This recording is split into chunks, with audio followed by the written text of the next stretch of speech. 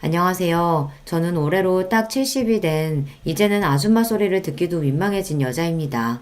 일찍부터 장사를 시작해서 이 나이 먹도록 장사 말고는 제대로 뭘 해본 적이 없는 사람이기도 하죠. 배운 것도 많지 않고 내세울 거라고는 많지 않지만 그래도 하나 있는 아들을 보며 모진 세월 굳건히 헤치며 살아왔습니다. 저와 비슷한 나이에 자식 낳고 살아오신 분들이라면 다들 그러시리라 생각합니다만 보잘것없는 인생에서 가장 귀하고 귀한 것을 꼽는다면 역시 자식일 거라고 생각합니다. 저 역시 그렇게 생각하며 평생을 살아왔습니다. 하나 있는 외아들 녀석에게 마음 상하고 상처받을 일이 생긴다 한들 그게 부모의 역할이려니 생각하며 아픈 가슴을 부여지고 미련하게 살아왔죠. 하지만 자식이라고 해서 모든 일이 다 용납되는 건 아니라는 걸, 부모라고 해서 마냥 아무런 대가 없이 내어주기만 해서 될 일이 아니라는 걸 이 나이 먹고서야 겨우 깨닫게 되었습니다. 다 필요 없다. 못난 어미 덕보고 고생 모르고 살아왔으면서 어미 하는 일이 보잘것없다고 이리 어미를 없인 여겨? 나 우습게 아는 놈 나는 없는 셈 치고 살 테니까 어디 너 바라던 대로 창피한 어미 없이 잘들 살아보거라. 어머니, 제가 잘못했어요. 딱 한 번만 용서해 주시면 두 번 다시 실망시키는 일 없을 테니까 제발 한 번만 용서해 주세요. 기회는 차고 넘치도록 줬어. 내 평생을 너를 용서하고 또 용서한 결과가 고작 이거냐? 더는 이놈한테 속을 일 없다. 제가 오죽하면 아들놈한테 이런 소리를 다 했겠습니까? 저로서도 정말이지 쉬운 결정은 아니었어요. 하지만 진작 아들 녀석 버르장머리를 제대로 고쳐놨어야 했어요. 이제 와서 머리 다 굵은 자식 새끼 뜯어 고쳐 놓을 수도 없는 노릇이니 마음을 아주 독하게 먹었습니다. 상처 중에 가장 아픈 상처가 믿었던 자식 새끼한테 받은 상처가 아닐까 싶습니다. 저렇게 아들놈 내치고 나서 저라고 어떻게 괜찮을 수 있었겠어요. 한동안 허하고 쓰린 마음을 달랠 길이 없어 적잖이 마음고생을 해야만 했습니다. 여러분들 사연을 들려주는 이 채널의 존재를 알지 못했더라면 아마 저는 더 오랜 시간 혼자 끙끙 가슴앓이를 해야 했을 거예요. 그 생각만 하면 얼굴도 이름도 모르는 여러분들께 참으로 감사한 마음 그뿐입니다. 제 속마음 털어놓을 곳으로 이 채널을 선택한 것 역시 그런 감사한 마음에서 비롯된 것이라고 할 수 있겠죠. 도대체 무슨 일로 하나에는 피부치한테까지 저리 매정하게 돌아선 건지 지금부터 제 사연을 들려드리고자 합니다. 저는 형제 많은 집안의 셋째 딸로 태어났습니다. 세간에서는 얼굴도 안 보고 데려간다는 귀한 셋째 딸이라고들 하지만 실상 저는 그리 귀하게 자란 편은 못 됩니다. 위로는 많은 동생들 건사한다고 항상 날이 서 있던 언니 오빠가 있었고 제 밑으로도 줄줄이 동생이 셋이나 되었으니까요. 중간에 낀 제 신세는 늘 어정쩡하게 짝이 없었습니다.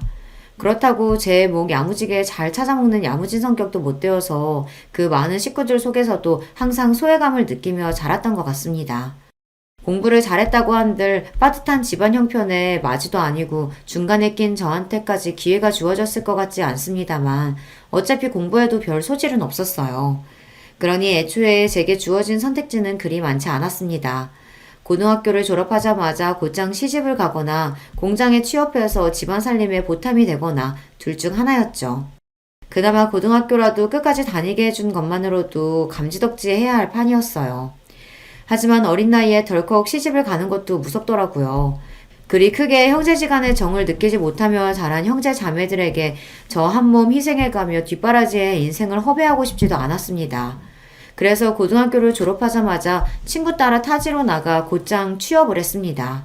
일부러 숙식 제공까지 가능한 기숙사형 공장에 들어가서 처음 한 해는 죽어라고 일만 해서 돈을 모았습니다.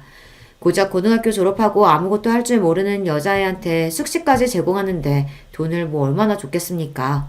기숙사 시설도 열악하기 짝이 없었어요.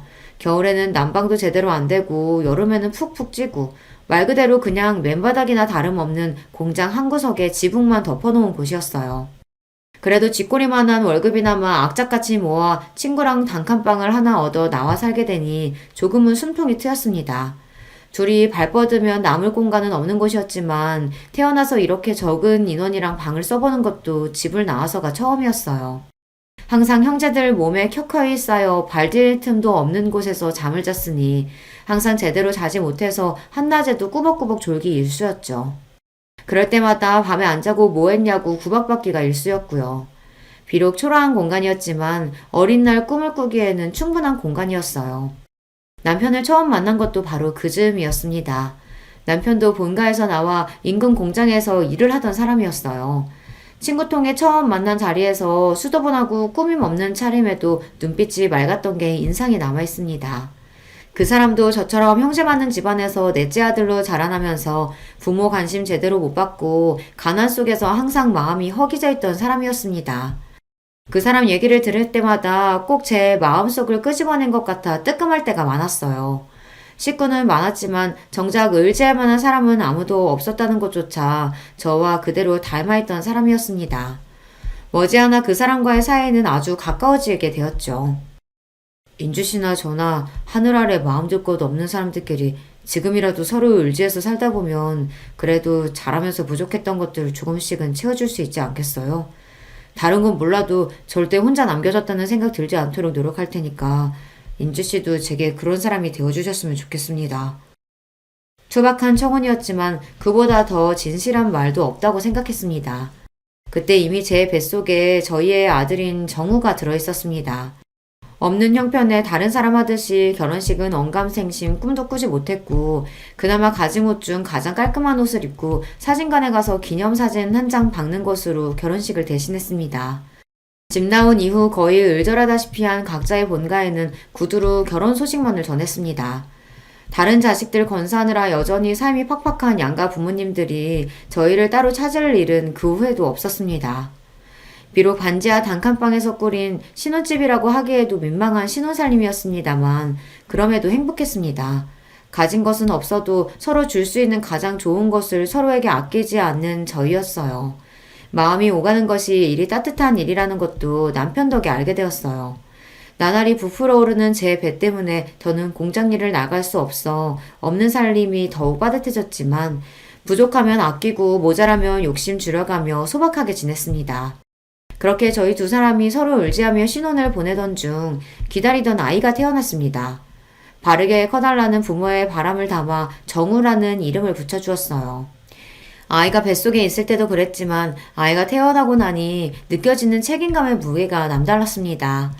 저희 부부 모두 많은 형제들 사이에서 무관심 속에 방치되는 상처를 경험해 보았기 때문에 처음부터 자식을 많이 낳고 싶은 생각은 없었습니다.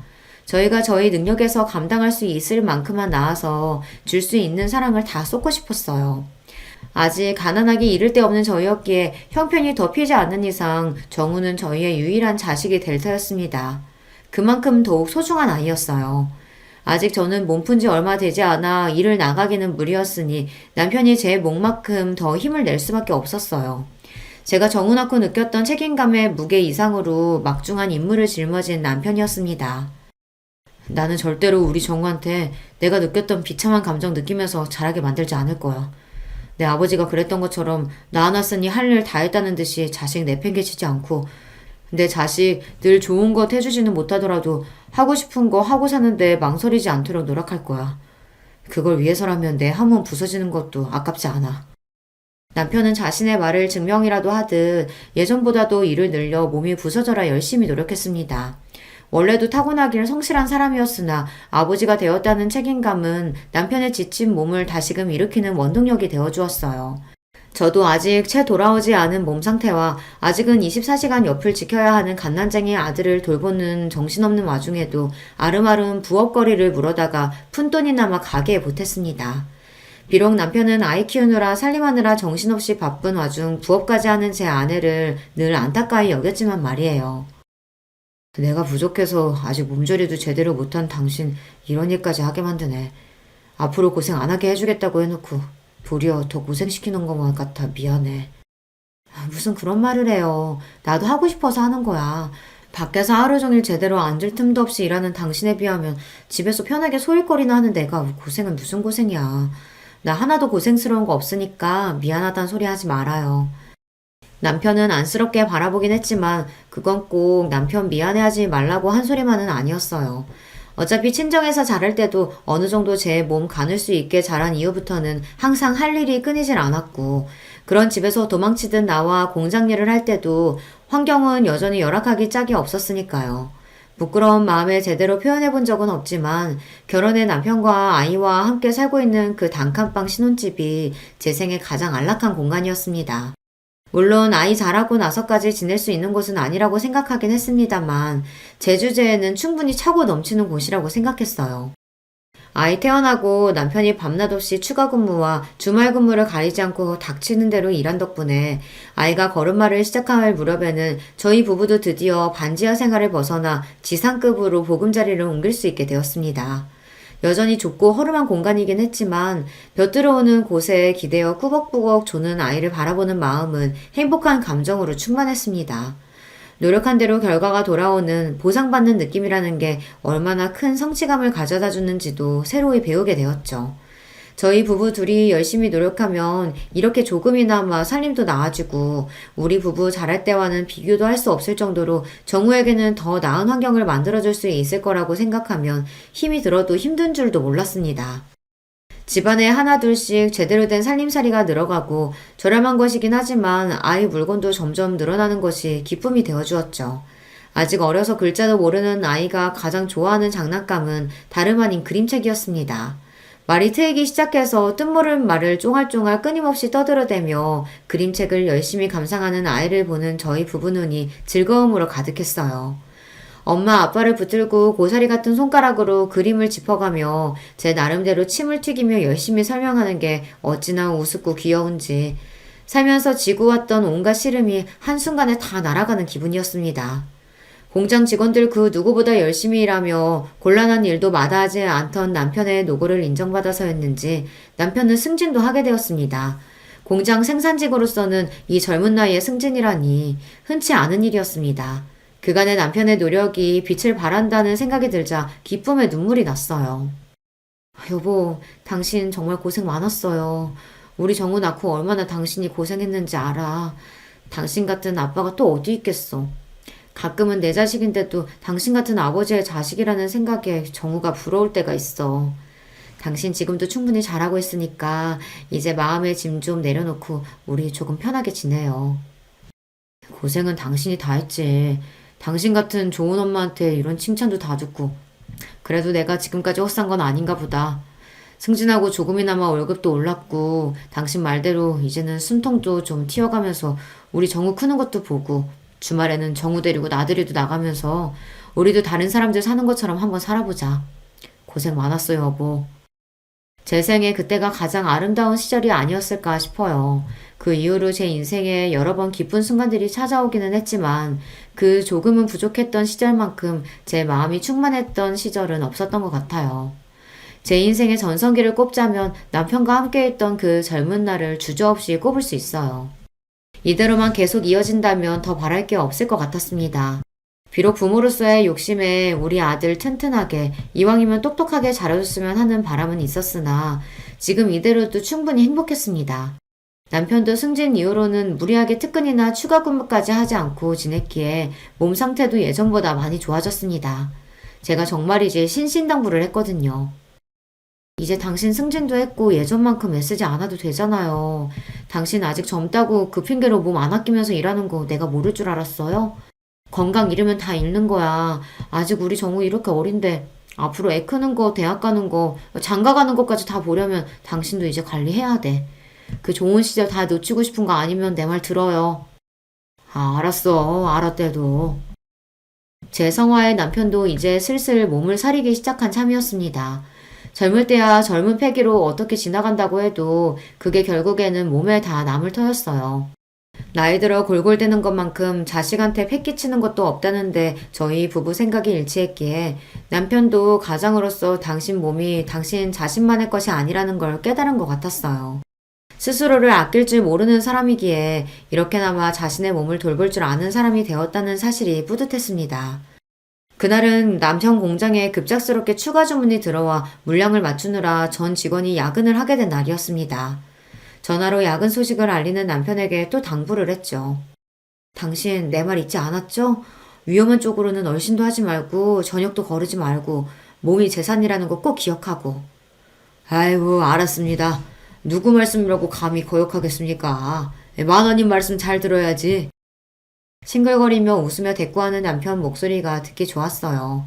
남편이 빨리 돌아왔으면 좋겠다고 생각하며 대충 저녁 끼니를 해결하고는 곤히 잠든 아이 머리를 살살 쓰다듬으며 남편이 귀가하기만을 기다렸습니다.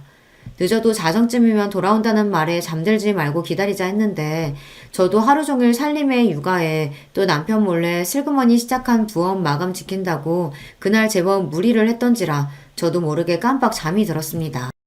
정적을 가르는 전화벨 소리에 화들짝 놀라 반사적으로 수화기를 집어들었습니다. 저도 저지만 아이가 깰까봐 한 행동이었어요. 이렇게 예상보다 잔업이 길어지면 저 먼저 자라고 남편이 꼭 전화를 해줬거든요.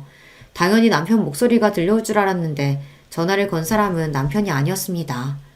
재수씨, 지금 빨리 병원으로 오세요. 김주임 지금 병원에 실려가고 있어. 전화를 건 사람은 남편의 상사였습니다. 앞뒤 포차 다 떼고 다짜고짜 남편이 병원으로 실려가고 있다는 말에 이미 잠은 싹 달아난 뒤였습니다. 그게 대체 무슨 말이에요? 그 사람이 왜요? 어디를 얼마나 다쳤길래? 그게 공장에 사고가 나는 바람에 지금 이럴 시간 없어요. 일단 빨리 와요. 와서 설명할게. 영문도 모르고 남편이 다쳤다는 말에 저도 모르게 손이 벌벌 떨렸습니다. 그 와중에도 어린아이 혼자 두고 갈 수 없어 아이를 들쳐매고 뛰어나왔어요. 단잠을 자다가 갑자기 방해를 당한 정우가 찡얼거리며 투정을 했지만 아예 달랠 정신도 없었습니다. 간신히 정신을 차리고 늦은 시간에 잘 잡히지도 않는 택시를 겨우 잡아타고 인근 대학병원으로 향하는 내내 너무 긴장해서 손끝이 핏기가 싹 가셔 하얗게 얼어붙는 듯 했어요. 그렇게 영원히 끝나지 않을 것만 같은 초조한 시간이 지나고 병원 응급실에 도착했습니다. 들어가니 안은 아수라장이었습니다. 다친 게 남편 한 사람이 아닌 모양이었어요. 남편과 똑같은 공장 유니폼을 입고 피칠갑을 해서 고통에 몸부리치는 장정들의 비명소리가 마치 제 사지를 찢는 기분이었습니다. 이 응급실 어디에선가 내 남편도 저런 꼴이 되어 있을 거라고 생각하니 온몸에 경련이 이는 기분이었습니다. 뭘 알아서 그런 건 아니겠지만 아수라장 같은 응급실 상황에 아이도 적잖게 놀란 모양인지 빽빽 울어대기 시작했어요. 이윽 후 제 남편을 발견한 순간 저는 그만 그 자리에서 까무러칠 뻔했습니다. 재수씨, 지금 이러고 있을 때가 아니야. 얼른 수술동에서 써야 한대. 당장 수술 안 들어가면 위험하다고. 내 남편이 왜 저래요? 왜 저렇게 됐어요? 온몸에 피칠갑이 된 남편은 이미 오른손 한쪽이 없었습니다. 공장 기계 오류로 직원 몸이 끼이는 걸 보고 놀라 달려간 남편이 급히 직원 몸을 빼내어 겨우 목숨은 건졌으나 그러면서 그대로 오른손이 기계에 끼어버렸다는 남편 상사의 설명을 듣는 내내 정신이 나갈 것처럼 뒤통수가 극도의 스트레스로 뜨거워졌습니다. 이미 흘린 피의 양이 상당했어요. 벌벌 떨리는 손으로 수술 동의서를 쓰는 와중에 출혈이 너무 많아 결과를 장담할 수 없다는 의료진의 설명을 들었습니다. 선생님, 제발 살려주세요. 우리 남편 좀 제발 살려주세요. 급히 수술실로 향하는 남편의 남은 왼손을 벌벌 떨며 간신히 부여잡았습니다. 이미 모든 생명의 신호가 빠져나간 듯 얼음장이 된 손에 소스라치게 놀라면서도 단 1초라도 그 손을 더 잡으려고 안간힘을 썼습니다.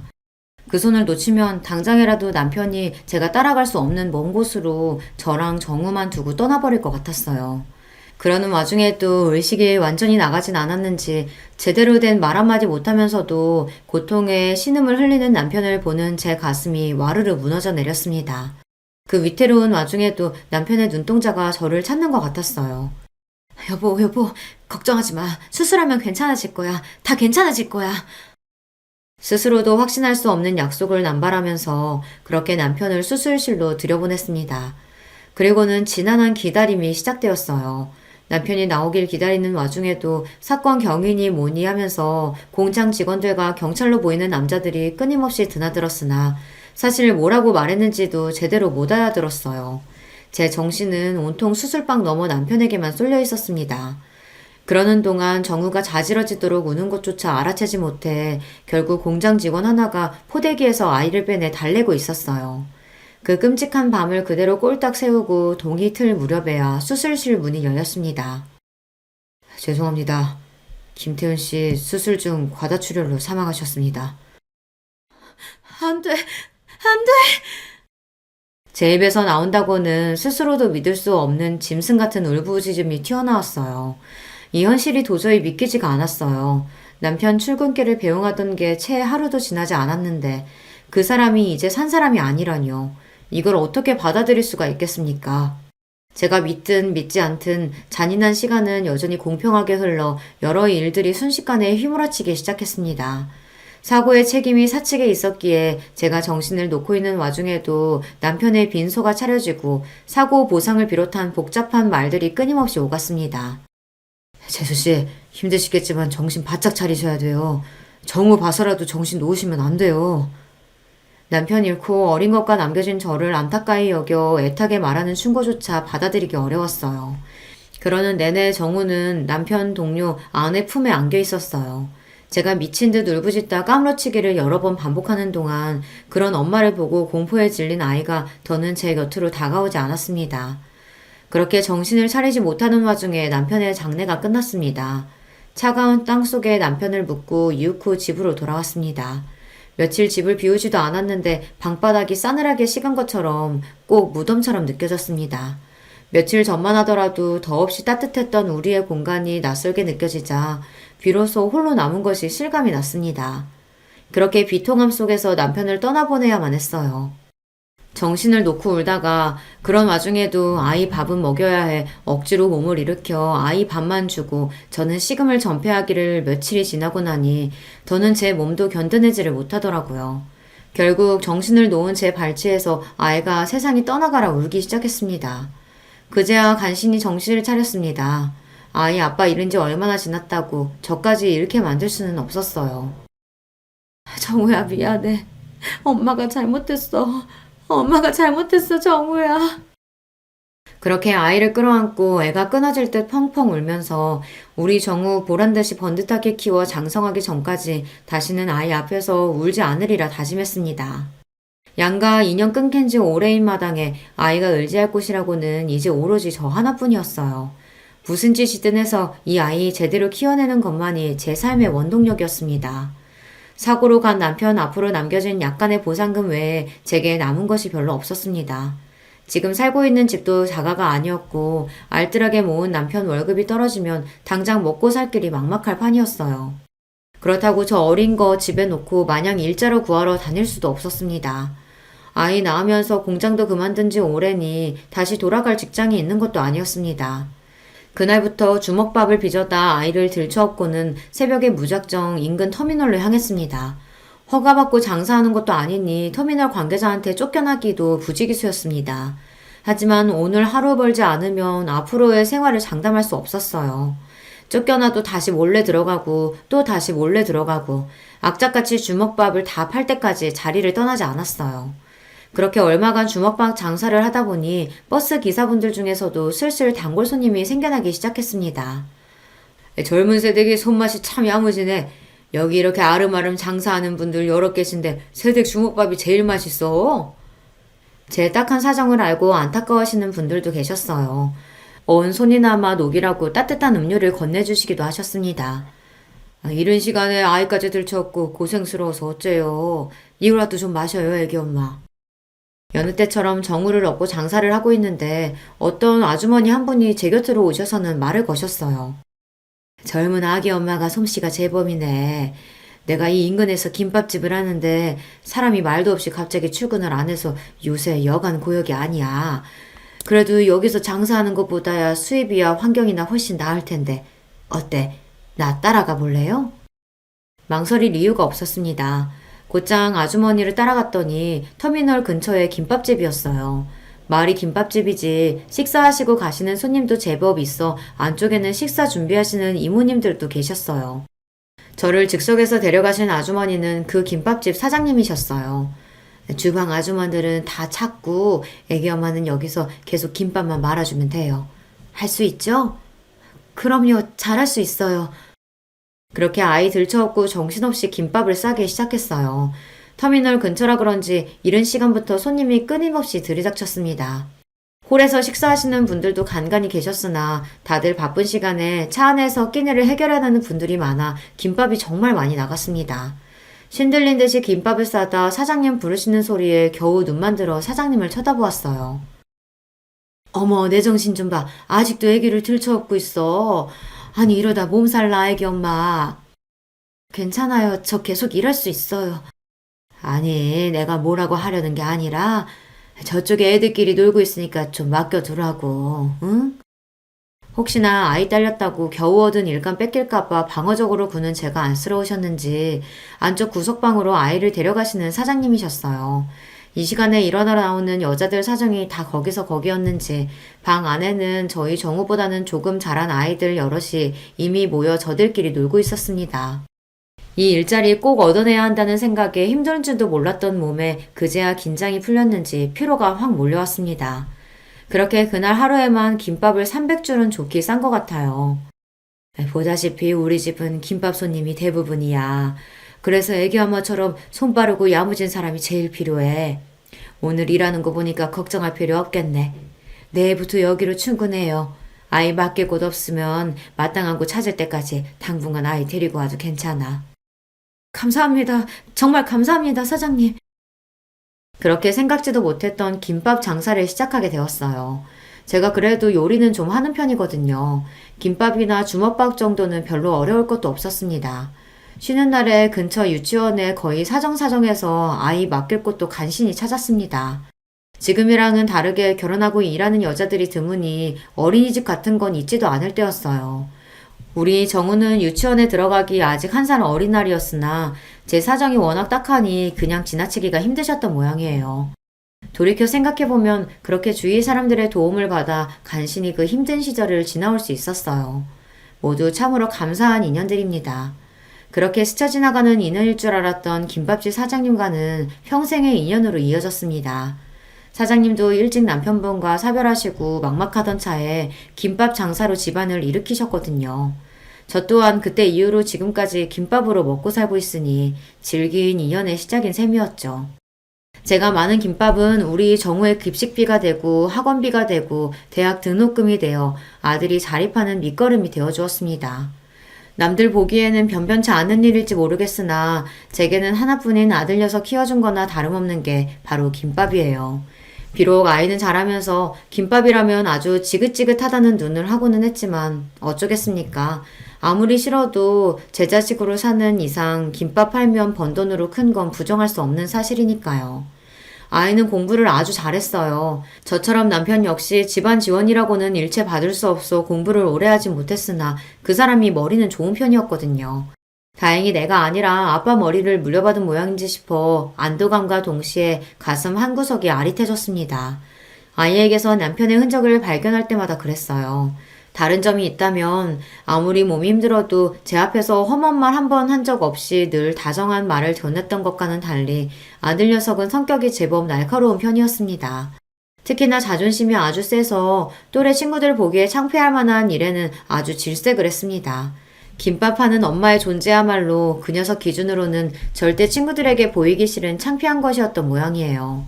쉬는 날 친구들 한번 데려오라는 말에도 절대 응한 적이 없는 아들이었으니까요. 아, 왜 자꾸 친구들 데려오라 그래? 밖에서 놀면 되는데.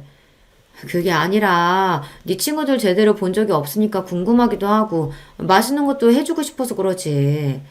맨날 김밥집에서 그러고 있으니까 내가 누구랑 어울리는 줄도 모르지? 너무 그러지 마, 아들. 그래도 엄마가 김밥만은 재주나마 있어서 우리 아들 갖고 싶은 거 하고 싶은 거 시켜줄 수 있는 거야. 아, 됐어. 사춘기가 심해질수록 김밥이라면 치를 떠는 아들이었습니다. 어릴 때는 그래도 엄마가 싼 김밥 입에 넣어주면 곧잘 받아먹던 녀석이 언제부턴가는 김밥에는 입도 대질 않더라고요. 다른 사람이 김밥집에서 일하는 저를 무시하는 데에는 조금의 부끄러움도 없이 당당하던 제가 아들 녀석 태도에만큼은 그럴 수가 없더라고요. 제가 가장 소중한 이가 저를 부끄럽게 여긴다는 게 저로서도 너무 창피한 일이었으니까요. 상처받지 않았다고 하면 거짓말일 겁니다. 김밥 싸는 게 뭐가 부끄러운 일이라고 저렇게까지 기겁을 하나 싶으면서도 남편 없이 아들을 키우는 홀어머니로서의 자격지심인 건지 해준 것보다 못해준 것들이 더 가슴에 남아 아들에게 쓴소리 한번 하기가 쉽지가 않더라고요. 그때 마음을 굳게 먹고 아들놈 버릇을 잡았더라면 결과가 좀 달라졌을까요? 비록 내 새끼는 어미 하는 일을 부끄럽게 여기지만 정작 같이 일하는 사람들한테는 제법 인정을 받았습니다. 내가 살면서 먹은 김밥 연결하면 한반도 한 바퀴는 우습게 둘러쌀 텐데 그런데도 자기보다 김밥 맛있게 싸는 사람은 본 적이 없어. 사장님도 참 사람 민망하게 또 그러신다. 어머, 얘는 내가 없는 소리 하는 줄 아나 봐. 진짜라니까? 제 가게 독립을 도와주신 것 역시 사장님이셨어요. 저야 뭐 김밥이나 말 줄 알았지 상권이니 가게 등록이니 하는 건 문외한이나 다름없었습니다. 사장님 안 계셨으면 내 가게 장만은 언감생심 꿈도 못 꿀 일이었어요. 첫 만남부터 지금까지 그분께는 그저 감사하고 또 감사할 따름입니다. 가게 규모는 작았으나 사장님이 특별히 찍어주신 목 좋은 곳에 자리를 잡아 그런지 제 김밥집은 금세 손님들 입소문에 탔습니다. 독립하면서 그동안 구상했던 새로운 김밥 메뉴들도 함께 팔기 시작했거든요. 지금이야 이것저것 재료가 풍부하게 들어간 프리미엄 김밥들이 일반화되었지만 저 가게 시작할 때만 하더라도 김밥은 흔히들 생각하는 기본 김밥이 전부였어요. 거기에 묵은지를 넣은 김밥이나 쌈밥 비슷한 김밥 메뉴를 내서 팔기 시작하니까 인근 여학교 학생들 반응이 아주 좋더라고요. 태어나서 먹어본 김밥 중에 이모김밥이 제일 맛있어요. 어떻게 이런 김밥을 싸실 생각을 다 하셨어요? 신기해요, 진짜. 그래? 맛있어? 우리 딸내미들 많이 먹어. 정작 제 아들한테서도 인정받지 못하는 제 김밥을 추켜 세워주는 학생들 덕에 힘이 나서 더 신나게 장사를 할 수 있었답니다. 그 친구들이야말로 제 김밥집 2호점, 3호점을 탄생시킨 1등 공신들이에요. 지금도 그 시절을 떠올리면 신명나게 김밥을 말던 제가 떠올라 웃음이 나오곤 해요.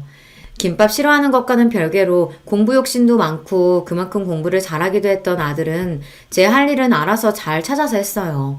일찍부터 법조인으로서의 꿈을 키우던 아들은 재수 끝에 인근 국립대 법대에 합격했고 곧장 변호사 시험을 준비했습니다. 아들, 판사나 검사는 생각 없고 변호사만 하고 싶어?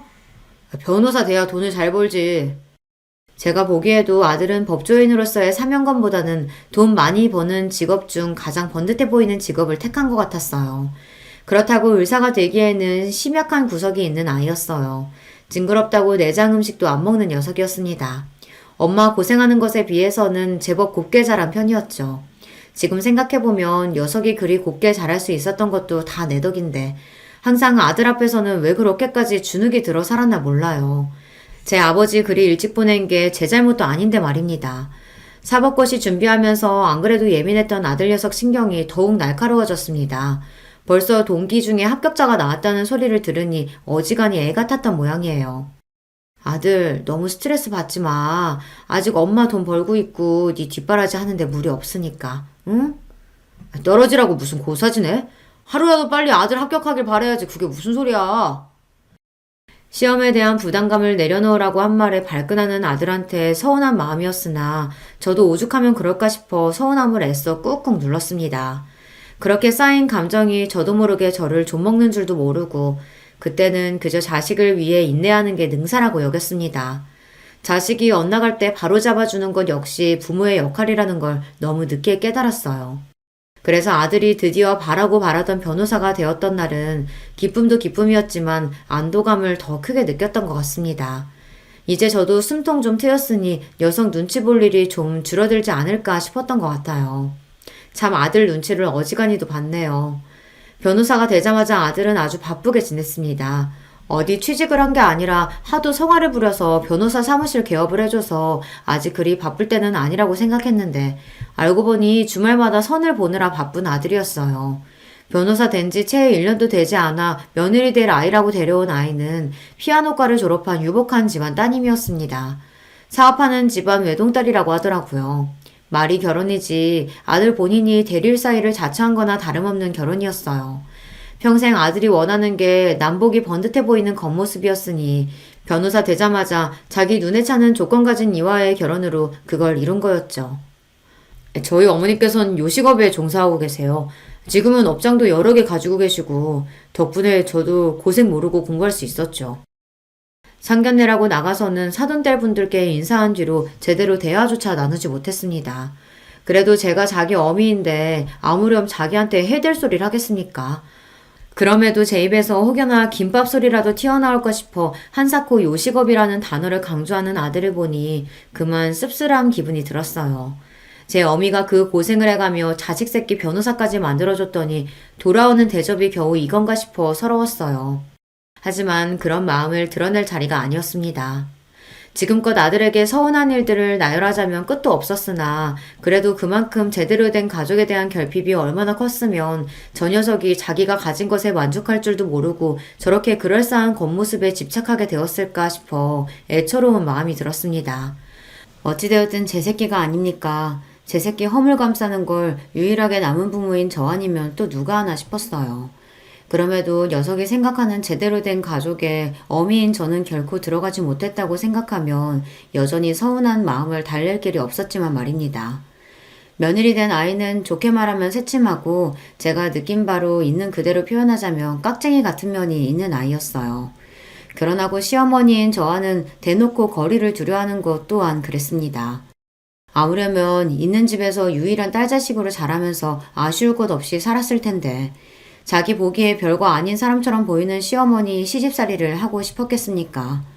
하지만 애초에 며느리 시집살이 시킬 생각이라고는 눈꼽만큼도 없었던 제 입장에서는 다소 억울한 일이었습니다.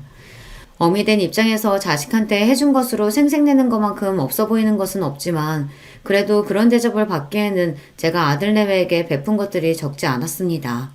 처음에는 사업하는 집안이라길래 그래도 있는 집에 장가가니 아들 살림이 좀 피지 않을까 기대를 한 것도 있었어요. 그래서 신혼집 해달라고 당당하게 요구하는 아들 말에 어이가 없었죠. 너 사무실 얻어준 지도 얼마 안 됐는데 신혼집까지? 너 번 건 다 어쩌고. 그리고 그 댁도 자식한테 아낄 집으로 보이진 않던데. 사무실 개업한 지 얼마나 됐다고 집 얻을 돈까지 마련했겠어. 그러면 그 집에다 신혼집 해달라고 할 셈이었어? 채령이 귀한 댁에서 모셔오는 판에 어부와도 부족한데 그럼 거기다 신혼집까지 해달라고 하라고? 그게 무슨 경우야. 그러는 너는 나한테 무슨 빚을 졌다고 집 해달라는 말을 과자 사달라는 말처럼 하는 건가 잠깐 기가 찼습니다. 제 놈이 저한테 하는 말은 그럼 무슨 경우란 말입니까? 아들 결혼을 준비하면서 마음 다칠 일이 적지 않았던 터라 저도 이제 마냥 예전처럼 억누르기만 하기가 힘들더라고요. 그런 제 마음은 제 마음이고 그렇다고 결혼 얼마 남지도 않았는데 아들 부부를 길바닥에서 자게 할 수도 없고 결국 제가 한 번 더 져주고 말았습니다. 그러면서 며느리에게 감사 인사 한 번을 제대로 들은 적이 없는데 생색낼 생각은 없지만 그렇다고 대놓고 집까지 해준 시어머니 배척하는 건 너무 얌체 같잖아요. 받을 건 다 받아놓고 볼일 다 봤다고 입 싹 닦는 거 아닙니까? 며느리에 대한 인상이 좋을래야 좋을 수가 없었어요. 그리고 그런 며느리 행동을 용인한 게 바로 아들놈이었습니다. 남의 자식 욕할 게 하나 없었다는 뜻이죠. 그러고 보니 아들 장가를 보냈는데도 며느리를 볼 일은 소원하기만 했습니다. 저도 저 달가워하지 않는 사람 굳이 억지로 얼굴 본 마음은 없었어요. 그러다 보니 서로 직접 연락할 일도 없었습니다. 뒤늦게 며느리 생일이 지난 걸 알게 된 것도 그래서였어요. 아이들 결혼시킬 때 생년월일을 받아놓긴 했는데 워낙 연락할 일이 뜸하다 보니 저도 장사하랴 바쁜 와중에 그걸 일일이 기억하지를 못한 거죠. 뒤늦게 며느리 생일이 지났다는 걸 알고 조금 부끄러워졌습니다. 그래도 제가 그보다 살아도 갑절을 더 살았는데 아직 철없는 것들과 똑같이 군 거잖아요. 어른이 되어서 이래가지고는 안 되겠다 싶었어요. 한참을 망설이다가 처음으로 아들 통하지 않고 며느리에게 전화를 걸었습니다. 네, 어머니, 어쩐 일이세요? 한참 만에 전화를 받은 며느리 목소리가 떨떠름했습니다. 반가운 사람 전화가 아니니 그렇겠지만 며느리 목소리를 들으니 괜히 더 위축이 되는 것 같더라고요. 애써 용기를 내서 말했습니다. 채령이 너 얼마 전에 생일이었더구나. 그래도 결혼하고 며느리 첫 생일인데 어른이 돼서 제대로 챙겨주지도 못하고 내가 미안하다. 아니에요, 어머니. 저 생일 잘 보냈어요. 그래도 내가 너 생일상 한 끼는 먹이고 싶었는데 아무래도 집으로 오라고 하면 부담스럽지? 전 그러면 언제 시간 날 때 너 편할 때 가게라도 한번 다녀와. 너 먹고 싶은 거 해줄게. 평생 한 일이라 김밥은 눈 감고도 마니까 김밥도 좀 싸가고. 우리 집 김밥 맛있어. 네, 그럴게요. 그렇게 어색하고 대면대면하게 통화를 마쳤습니다.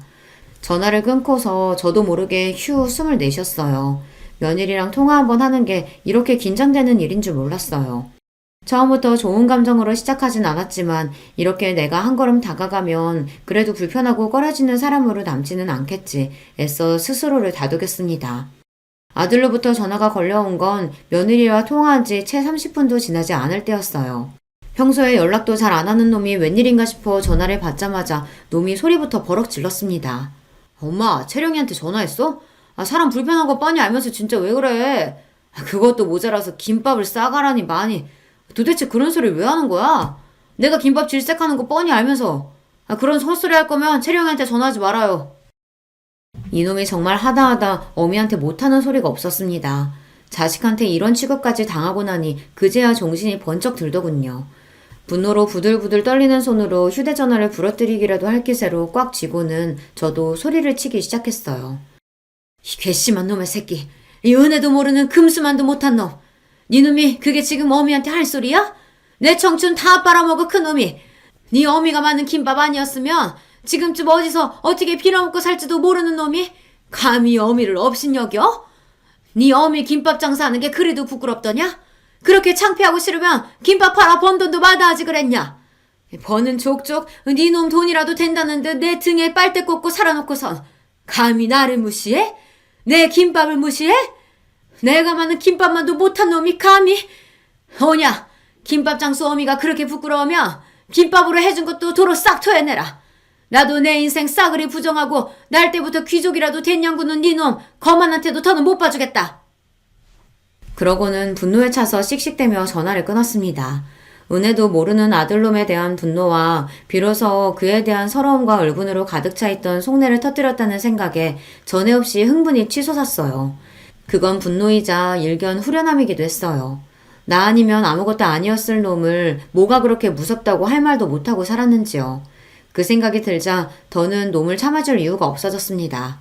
아들놈 퇴근 시간이 채 되기도 전에 아들 내외가 제 집으로 튀어왔습니다.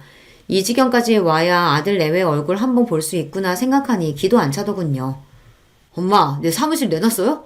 어떻게 나한테 한마디 상의도 없이. 네 사무실? 네 사무실이 어딨어? 그게 다 내 돈인데. 눈도 깜짝 않고 야멸차게 말하는 저를 보고 되려 아들 녀석이 당황했습니다. 녀석이 그렇게 당황하는 건 처음 봤어요. 저도 녀석을 어쩔 줄 모르게 만들 수 있었다니 그게 그렇게 손쉬운 방법인 줄 알았다면 진작 좀 해볼 걸 그랬어요. 아직 너희 신혼집 내놨다는 소리는 못 들은 모양이구나.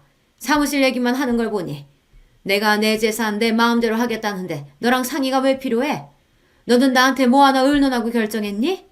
그래서 나더러 신혼집 해달라며 일방적으로 통보했어? 강도도 그렇게는 안 할 거다. 어미 무시할 거면 일관되게 무시만 하던가 지갑 취급하며 그동안 잘도 빼먹고 편하게 살았지? 김밥 말아 파는 어미 부끄러워하는 자식 새끼 나도 필요 없다. 꼴 보기 싫으니까 잔말 말고 둘 다 내 집에서 나가. 전에 없이 매몰차게 자기를 내치는 제 모습이 차마 믿기지 않았는지 벌린 입을 다물 줄 모르는 아들이었습니다. 녀석보다 조금 더 빨리 상황을 파악한 며느리가 제 앞에 납작 엎드렸습니다. 어머님, 제가 정말 죄송해요. 그동안 제가 많이 서운하게 해드렸죠? 제가 생각이 모자라서 어머님 마음을 미처 헤아리지 못했어요. 잘못했어요. 화 푸세요. 네 탓할 생각 없다. 내 자식 눈꼴이 저 모양인데 남의 자식한테 입댈 생각 없어. 다만 내 재산 내가 알아서 하겠다는 것뿐이니 나한테 이리 빌어봤자 소용없다. 제 아내까지 내치는 꼴을 보고서야 사태의 심각성을 깨달았는지 아들놈이 제 다리에 매달렸습니다. 엄마, 제가 엄마가 부끄러워서 그런 게 아니라. 아니긴 뭐가 아니야. 세상에 내 존재 가장 작게 만드는 게 바로 네 놈이야. 네 놈 제대로 키워보겠다고 시작한 일을 가장 초라한 일로 만드는 게 바로 네 놈이라고. 내가 뭐 한다고 너 같은 놈 키워낸다고 그 고생을 했는지 모르겠다. 고마워할 줄도 모르는 너 같은 놈 때문에.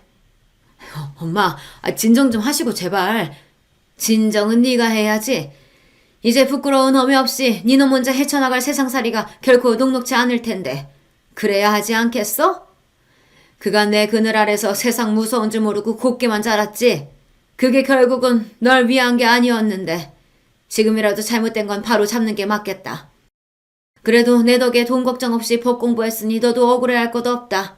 이제 각자 인생 각자 살자꾸나. 엄마, 잘못했어요. 잘못은 무슨. 돈 아니면 네가 내 앞에서 무릎 꿇을 일이 있겠어?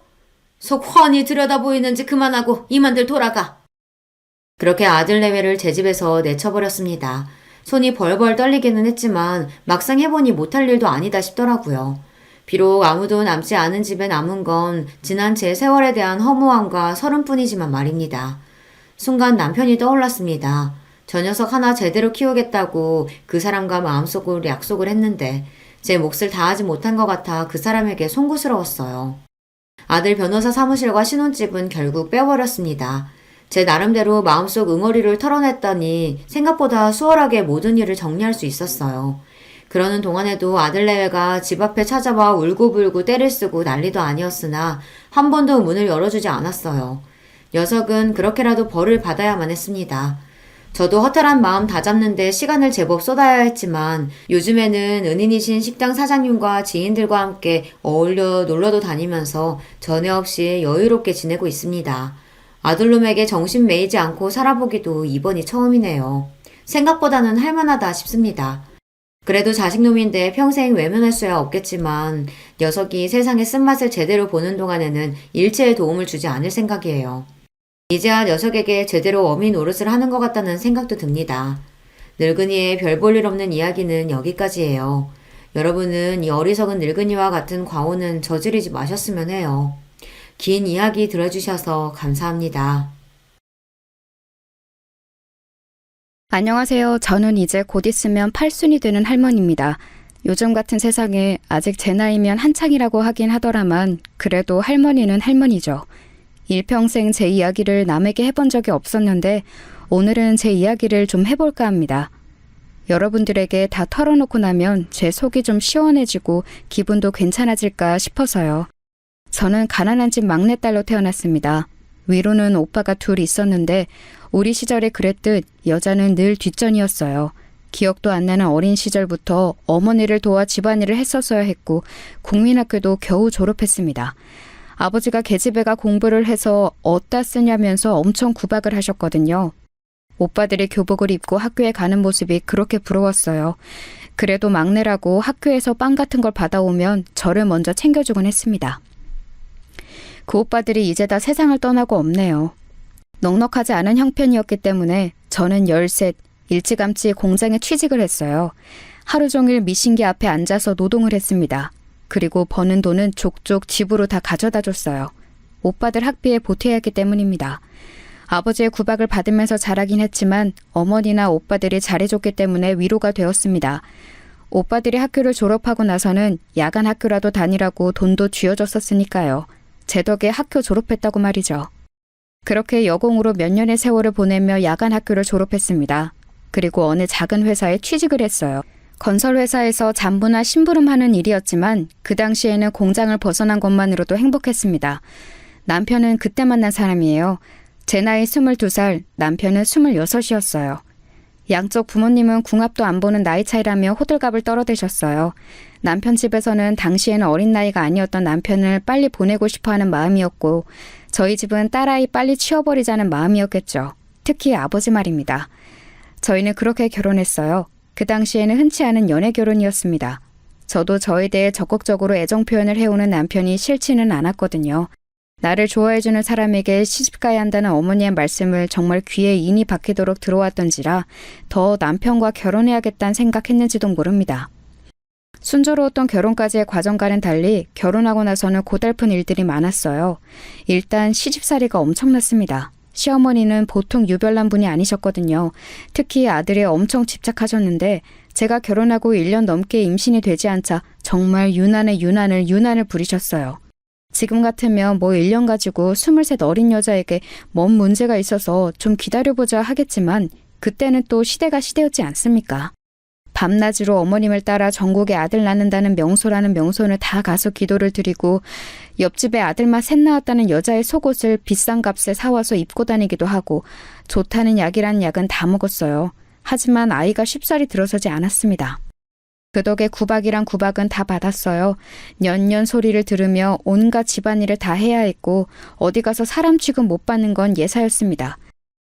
지금이야 임신이 안 되면 남자 쪽에도 문제가 있을 수도 있으니 같이 검사를 하자고 하지만 그때는 뭐 그런 게 있을 때인가요? 그냥 며느리가 죽을 죄를 지은 죄인인 거죠.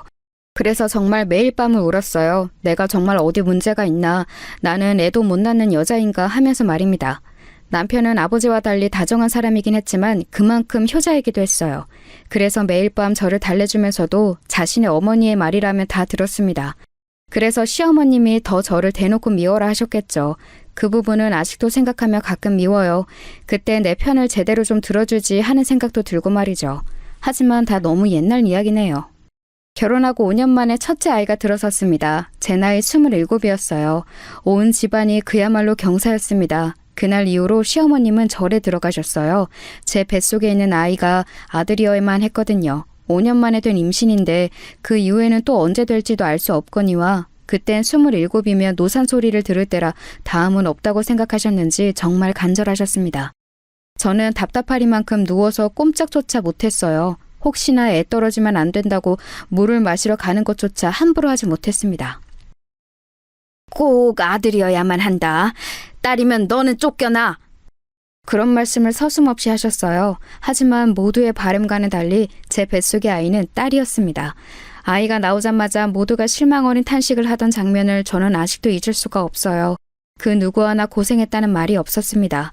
오히려 시어머니는 방금 해산한 며느리의 면전에 대고 이년저년하며 쌍욕을 하셨으니까 뭐 말 다 했죠.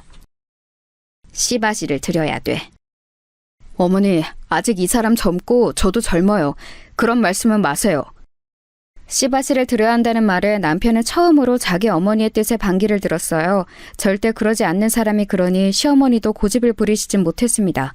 하지만 제가 둘째를 가지기 전까지는 내내 그랬으면 하는 마음을 남편에게 이야기했어요. 실제로 알아보러 다니신 것도 알고 있었습니다. 어디서 이런 박복한 년이 굴러들어와서 내가 그때 그냥 좋다고 며느리를 들인 게 실수지, 실수야. 어디 가서 물어보면 너보고 다 아들복은 뒤지게 없다고들 한다. 어? 아이고 내 팔자야. 우리 집안의 대가 여기서 끊어지겠어. 전년 하나 때문에. 매일매일 그런 소리를 듣고 살았어요. 정말 매일매일이요. 나중에는 욕을 안 듣는 날이 이상한 느낌이 들 정도였습니다. 임신이네요. 축하드려요. 몸이 이상해서 가본 병원에서 둘째를 가졌다는 말을 들었을 때 정말 눈물이 났어요. 그래서 집으로 돌아가는 내내 대성통곡을 했습니다. 그러고 얼굴이 퉁퉁 부은 채로 집에 들어갔더니 시어머니가 무슨 큰 병에 걸렸냐며 대낮부터 여자가 불성사납게 길거리에서 울고 다닌다며 또 욕이란 욕은 다 하시더군요. 어머니, 저 임신이래요. 뭐요? 진짜요? 네. 아이고 부처님 천지시면이 감사합니다. 아이고.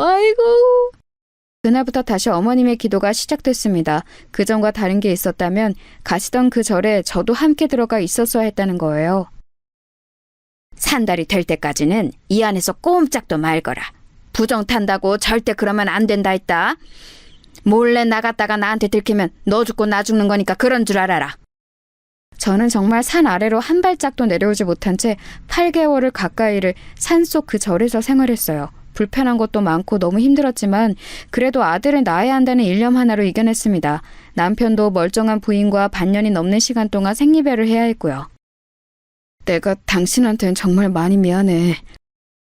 그래도 남편은 참 다정한 사람이라 참고 살았던 것 같아요. 지금 생각해보면 말입니다. 그렇게 저는 아들을 낳았습니다. 아들을 낳던 날 온 집안에 어머니의 비명 같은 울음소리가 울려 퍼졌습니다. 그리고 결혼하고 처음으로 들었어요. 수고했다. 수고했다는 말입니다.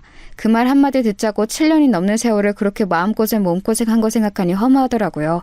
대체 아들이 뭐라고 말이죠. 하지만 저도 어쩔 수 없는 옛날 사람인지라 딸아이보다는 아들내미가 이쁘긴 하더군요. 그래서는 안 되는데 말입니다. 엄마는 왜 정수만 이뻐해? 엄마가 언제 정수만 이뻐했어. 정이도 예뻐해. 거짓말. 엄마가 맨날 간식도 정수 하나 더 주는 거 내가 모를 줄 알아? 어린 시절 딸아이가 했던 말이 다 늙은 지금도 가슴에 콱 박혀 있어요. 저도 좋은 엄마는 아니었나 봅니다. 그렇게 저는 제 할 몫은 다 했어요. 그렇게 원하고 바라시던 아들도 낳아드렸고 어머님이 돌아가실 때까지 모시고 살았으니 말입니다. 돌아가시기 전에 유언처럼 그러시더군요. 너같이 착하고 잘하는 며느리는 또 없더라. 미안했다. 물론 그 한마디로 모든 것들이 씻기듯 없어진 건 아니었지만 그래도 지난날 제 세월이 아주 헛된 건 아니구나 싶어 눈물이 났습니다. 어머님이 돌아가시고 사람들은 며느리가 시어머니를 참 많이 좋아했나 보다 했지만 제 눈물은 사실 그 안에 대한 눈물이었어요. 당신 정말 고생 많았어. 일평생 효자였던 남편만이 그래도 제 마음을 어느 정도는 알아주더군요. 그거마저 없었으면 진작 짐을 몇 번이고 쌌겠죠. 아들내미는 정이 많은 타입은 아니긴 했어요. 하나 있는 아들 잘 키워야 한다며 어머니가 싸고 돌면서 하고 싶다는 거 다 시켜주고 다 사주고 그렇게 키우는 바람에 버릇이 좀 없기도 했고 말이죠. 그래도 공부는 곧잘 해서 학교도 좋은 학교를 갔어요. 그게 또 어머님의 엄청난 자랑거리셨죠. 만나는 사람마다 손자 학교 자랑을 하셨으니까 말입니다. 딸아이도 공부를 곧잘 했어요. 그래도 딸이 무슨 대학이냐며 절대 안 된다 하셨지만 못 배웠던 게 어린 시절에 한으로 남아있던 제가 정말 빡빡 우겨서 딸아이도 대학을 보냈습니다. 한 푼도 보태줄 수 없다는 어머님 말에 남편이 뒤에서 조금 그리고 제가 모아둔 비상금 조금 그렇게 학비를 쥐어줬던 기억이 나네요. 시간이 좀 지나서 딸아이가 그러더라고요. 엄마가 나한테 다 잘해준 건 아니고 나도 서럽고 섭섭한 기억 너무 많았지만 그때 나 대학 그렇게 보내준 걸로 엄마는 엄마 몫을 다 한 거야. 그리고 나한테 미안해하지 않아도 돼. 그런 말을 듣자고 대학을 보낸 건 아니었지만 그래도 마음에 늘 얹혀있던 것 하나가 덜어지는 기분이 들기는 하더군요. 딸아이는 아직도 종종 그때 엄마가 빡빡 우겨서 비상금까지 털어서 자기 학비에 보태준 걸 고맙다고 말합니다. 그게 벌써 몇십 년 전 이야기인데 말이죠. 아들과 딸내미 둘 다 좋은 대학을 나와서 좋은 회사에 취직을 했어요. 어머니가 그렇게 싸고 돌던 아들내미보다 딸내미가 더 잘 됐지만 말입니다. 집안에서 기집애가 제일 잘나면 머스마가 기가 죽어서 안 되는디. 끝까지 그런 말씀을 하셨지만 말이에요. 아들은 대기업에 입사해서 선을 받습니다. 그것도 사실 어머님이 다 주선하신 거였어요. 참하다는 손주 며느리감을 속에 소개를 받아 이루어낸 혼사였죠. 저도 딱히 불만은 없어요. 사람 좋아 보이던데요? 하기 싫으면 하지 않아도 된다는 말을 아들이 그렇게 말하더군요. 그래서 그냥 그러라 했습니다. 손주를 그렇게 결혼시켜놓고 정작 어머님은 그렇게 보고 죽고 싶어 하시던 중손주는 못 보고 돌아가셨지만 말이에요. 며느리는 말이 없는 무뚝뚝한 편의 며느리였어요. 표현을 잘하진 않지만 그래도 챙겨야 할 집안 대소사 같은 것 빠지지 않는 편이었습니다. 물론 좀 이상하다 생각했던 적은 있어요. 시어머니가 있을 때와 저랑 둘만 있을 때 태도가 좀 다르긴 했거든요. 그래도 워낙 어르신이니 그런가 보다 했습니다. 하지만 어머님이 돌아가시고 나니 그랬던 이유를 알겠더군요. 어머님이 저희 아들 주려고 모아놓은 재산이 좀 있었습니다. 그 이야기를 어디서 들었는지 들었던 모양이에요. 할머님 통장 어머님이 가지고 계세요? 남편 준다고 하셨었는데. 어머님의 장례를 치르자마자 하는 소리에 솔직히 기겁하긴 했지만 그래도 돈 앞에선 다들 그러기도 하고 알뜰살뜰 모아서 뭐 지들한테 쓰겠지 싶어서 군말 없이 어머님의 통장을 건넸던 기억이 납니다. 뭐 사실 어머님이 돌아가시기 직전에 그건 저희 아들 몫이라고 몇 번이나 말씀하신 것도 있고요. 딸내미는 섭섭해하지도 않았어요. 지 할머니가 어떤 사람인지 워낙 어린 시절부터 보고 자란 탓이었겠죠. 엄마 보험 수혜자 너로 해둘 거야. 너는 그거 가져. 무슨 그런 소리를 해. 그런 소리 하지도 마.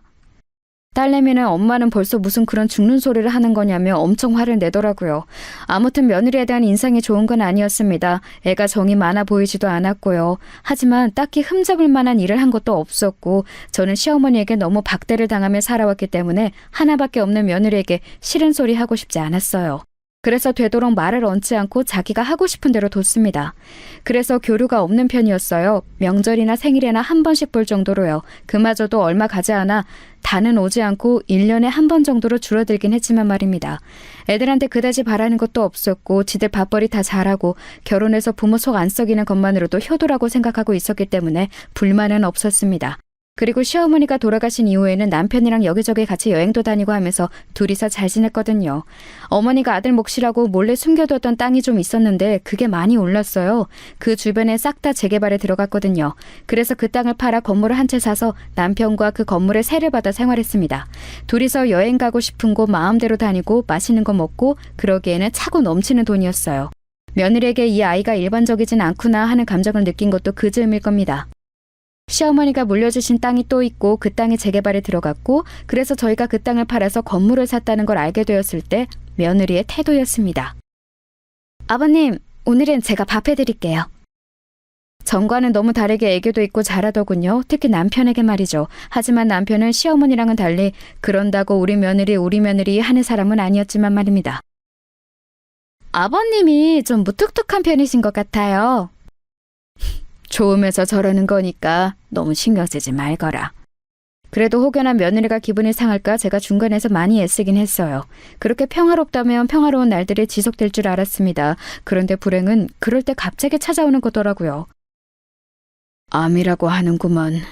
너무 늦게 발견해서 수술도 의미가 없냐. 여태 건강검진 한번 제대로 받지 않고 자신만만하게 살아온 벌이었을까요? 제가 닥달해서 한 건강검진에서 남편은 암이라는 진단을 받은 겁니다. 노인들은 진행이 느려서 그래도 몇 년은 살 수 있다고 하더만 그 사이에 우리도 열심히 놀려 다녀야겠어.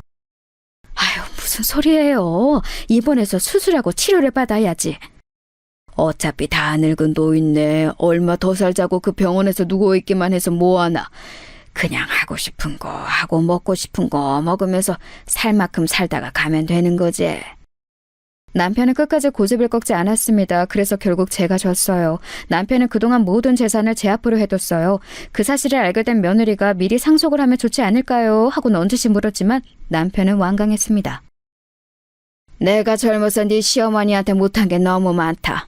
내 거 다 주고 나중에 자기 죽을 때 이거 다 마음대로 알아서 하라고 할 거요.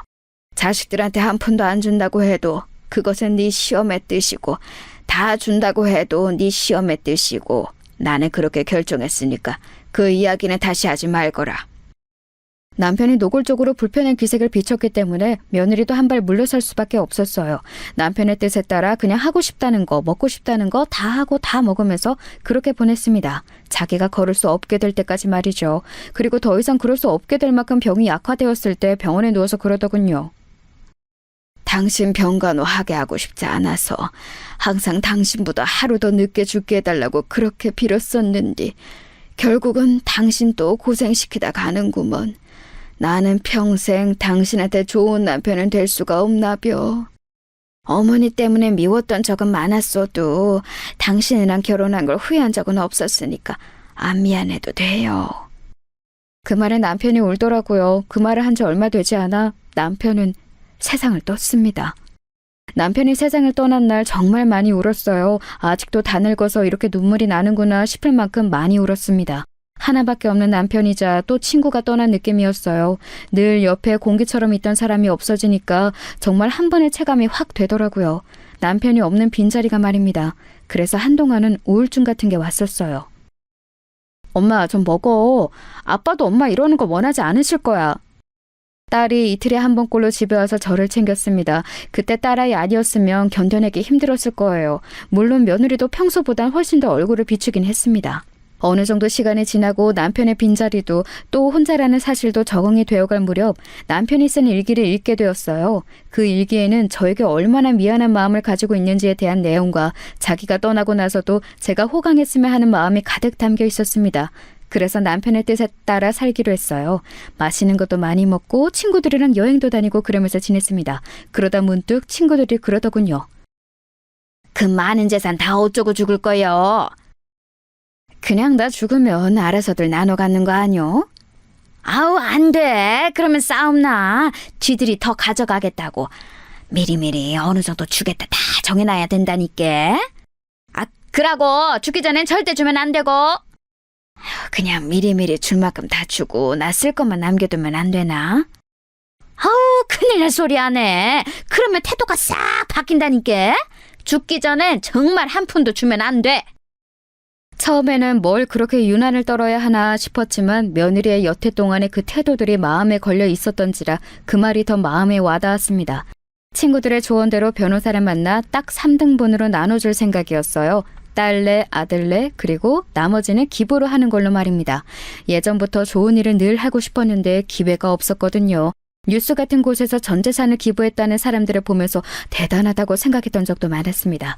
물론 저는 전 재산을 기부하는 건 아니라 아이들에게도 줄 생각이긴 했지만 말입니다. 어머님, 변호사 만나셨어요?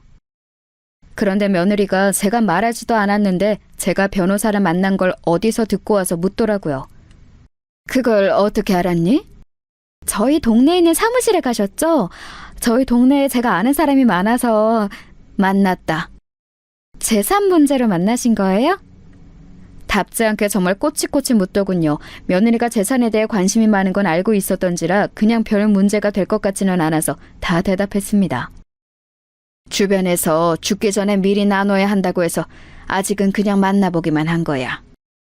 아직 유언장을 쓴 건 아니었거든요. 변호사 말로는 정확하게 재산 파악을 해서 뭐는 누구에게 그런 걸 정확히 써야 한다고 하더라고요. 그래서 시간이 좀 걸린다고요. 어떻게 하실 건데요? 지들이 받을 재산인데 궁금할 것도 같다 생각하며 그냥 이야기했어요. 3등분해서 큰애, 니네, 그리고 나머지는 기부할 거다. 제 그 말에 며느리 눈이 동그래지더군요. 기부를 하신다고요? 아니 그 전에 형님이랑 저희랑 똑같이 주신다고요? 그래, 뭐가 문제냐? 너네는 어머니가 주신 돈도 따로 받아간 게 있지 않니? 그것도 적은 돈이 아닌데. 아니, 아무리 그래도 아들이잖아요.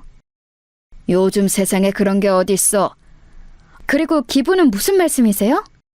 예전부터 뉴스 같은 거 보면서 전 재산 기부했다는 할매, 할배들 멋지다고 생각했다. 그래서 나도 전 재산은 아니지만 기부하기로 한 거요. 아니, 그 큰 돈이니까 더 해야지. 그리고 너네가 가져가는 돈도 큰 돈인데 뭐가 그렇게 아깝니? 아니, 아까운 게 아니라 굳이 그래야 하나 싶은 거죠. 자식들 몫까지 나눠서.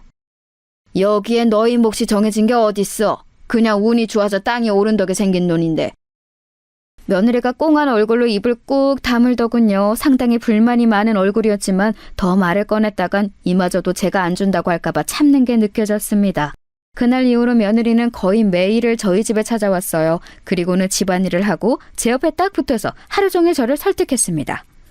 어머님, 다시 한번 생각해보세요. 저희가 다 달라는 거 아니라니까요. 애비도 그렇게 많이 기부하냐고 어머니께 다시 말해보라고 했고. 나는 이미 마음 다 정했다니까 그런다. 유언장 그렇게 쓸 마음은 안 바뀌니까 너도 그만 포기해. 그리고 이렇게 매일 오는 것도 하지 말거라.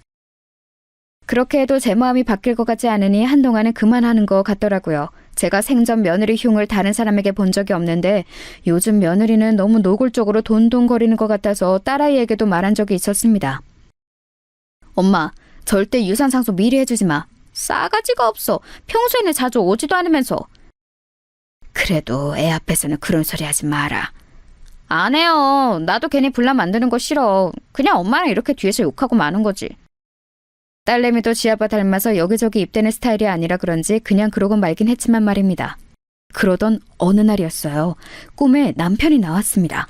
그렇게 가고 나서 한 번도 꿈에 나온 적이 없었는데 저 멀리서부터 저한테 이리 오라고 손짓을 하더군요. 그래서 남편 가까이 다가가 푸념을 했습니다. 아이고, 생전 안 찾아오더니 이제야 왔소. 잘 지냈는가? 나야 못 지낼 게 어딨어요. 일찍 간 당신 억울하게 잘 먹고 잘 살고 있어요. 그랬더니 남편이 웃더군요. 그거 참 다행이라면서 말이에요. 나 데리고 가려고 왔어요? 당신은 올라면 한참 멀었으니까 그런 말 하지도 마소. 그럼 이제사 내 안부가 궁금했어요? 거기가 지낼만 한가 보제? 지낼만 하던 아니던 지금 올 생각은 하지도 말고 할 말이 있어서 왔소. 무슨 말이요? 제 질문에 남편의 표정이 갑자기 굳어지더라고요. 좀 전에 희미하게 웃고 있던 모습과는 달리 그놈마다 못해 무서워 보였습니다. 그래서 제가 한 발 물러나려 하니 제 손목을 꽉 잡고는 한마디 한마디 힘줘 말하더군요. 내일 며느리 조심하소. 예? 그게 무슨 말이에요? 며느리 절대 조심하소. 알겠소? 남편이 아플 정도로 손을 꽉 잡고는 신신당부를 하더라고요. 그래서 일단 고개를 끄덕였습니다. 알겠어요. 근데 왜? 제가 알겠다고 하자마자 한 번 더 뚫어져라 저를 쳐다보더니 스르륵 사라지더군요. 남편이 사라짐과 동시에 잠에서 깼습니다. 기분이 이상했어요. 남편의 표정도 처음 보는 무서운 표정이었고 무엇보다 꿈이 너무나 생생했습니다. 남편이 꽉 잡았던 손목의 느낌도 아직 나는 것 같아요. 그렇게 이상한 기분으로 하루를 시작했습니다. 그런데 소름이 돋는 일이 일어났어요. 한동안 연락이 없던 며느리가 집으로 찾아온 겁니다. 진짜 기분 이상하더라고요. 네가 무슨 일이냐? 꼭 무슨 일이 있어야 하나요? 그냥 환절기고 어머님 입만 떼면 한 번씩 꼭 감기 걸리시잖아요. 그래서 좋아하시는 백합죽 써드리려고 왔죠. 요즘 맛있대요. 몸 괜찮다. 그래도 드세요. 뭐 죽을 아플 때만 먹으라는 법 있나요? 그리고 좋아하시잖아요. 그러고선 부엌으로 들어가 준비해온 재료들로 죽을 쓰기 시작하더군요. 그 뒷모습을 가만 보고 있는데 자꾸 어젯밤 꿈속에서 남편이 해준 말과 그 말을 해줄 때의 얼굴이 생각났습니다. 그렇게 며느리의 모습을 가만 보고 있는데 시간이 꽤 지났는지 다 됐다고 하더군요. 찝찝한 마음을 안고 식탁에 앉았습니다. 간 봤는데 진짜 맛있게 잘 됐어요. 그래 보이는구나. 죽은 진짜 맛있어 보였어요. 하지만 선뜻 손이 가지 않더군요. 자꾸 얹힌 것처럼 남편의 모습이 떠올랐습니다. 그래서 답답한 듯 가슴을 툭툭 쳤어요. 그랬더니 며느리가 자리에서 벌떡 일어서더군요. 뭘 가져다 드릴까요? 그리고는 제 대답도 듣지 않고 벌떡 일어나 물을 가지러 돌아서더군요. 그때였습니다. 갑자기 왜 그런 생각과 행동을 했는지 모르겠지만 며느리의 앞에 놓인 며느리의 죽과 제 앞에 놓인 제 죽을 바꿔야겠다는 생각이 들더군요. 그냥 그래야겠다는 생각이 들었습니다. 그래서 퍼뜩 그릇을 바꿨어요. 그리고 모른 척 앉아 있었습니다. 심장이 정말 벌렁벌렁거렸어요. 지금 다시 생각해도 그러네요. 어머님, 여기 물이요. 그래, 고맙다. 며느리는 그런 제 모습을 잠시 보다가 자신이 먼저 먹기 시작했습니다. 저도 며느리가 먹기 시작하는 걸 보고 한술 떴어요. 맛있네. 맛있더라고요. 생일에도 잘해주지 않던 며느리의 음식을 이렇게 이런 상황에서 먹게 되는 게 기분이 묘했지만 말입니다. 걱정했던 일은 일어나지 않았어요. 며느리는 죽을 잘 먹고 과일까지 깎아서는 같이 먹고 뒷정리까지 하고서는 집으로 돌아갔습니다. 아무 일도 일어나지 않아서 오히려 민망하고 그런 생각을 잠시나마 했던 게 며느리한테 좀 미안하더라고요. 아휴, 그 양반은 왜 생전 나타나지도 않다가 나타나서 그런 말을 해서는. 남편이 왜 그런 말을 했을까 생각하며 오늘 며느리를 의심한 걸 하루 종일 자책하고 있을 때였어요. 늦은 밤이었는데 아들에게 전화가 왔습니다. 생전 전화를 잘하지 않는 아이라 무슨 일인가 싶어서 전화를 얼른 받았어요. 네가 이 시간에 어쩐 일이냐? 무슨 일 있어? 어머니, 오늘 집사람 어머님 집에 갔어요? 아들의 목소리가 어딘가 급박해 보이더라고요. 그래서 바로 대답했습니다. 와서 백합죽 끓여줘서 같이 먹고 돌아갔는데 왜? 무슨 일이 있는 게냐? 아니, 이 사람이 지금 알러지 증상이 심하게 올라와서 응급실에 왔는데 뭘 먹었는지 말을 안 하잖아요. 그 자리에서 휴대폰을 떨어뜨릴 뻔했어요. 며느리와 저는 같은 알러지를 가지고 있습니다. 바로 땅콩 알러지예요. 어릴 적 땅콩을 먹고 죽을 뻔한 이후로는 땅콩을 먹지 않는다는 이야기를 했던 적이 있는데 자신도 그렇다고 한 적이 있었거든요. 어머니? 아들의 목소리가 들려오는데도 멍하게 휴대폰을 들고만 있었습니다. 무슨 말을 해야 할지도 모르겠고 그냥 멍하기만 하더군요. 지금은 괜찮니? 네, 지금은 주사 맞아서 괜찮아지고 있는데 땅콩 알러지가 있는 사람이 자기가 찾아서 그걸 먹었을 리도 없고 그럼 뭘 먹었는지 말을 해줘야 하는데 말을 안 하잖아요. 애가 오늘 할머니 집 간다고 했대서 전화해봤어요. 며느리는 주사를 맞고 자는 중이라고 하더군요. 그렇게 전화를 끊었는데 저도 모르게 눈에서 눈물이 흘렀습니다.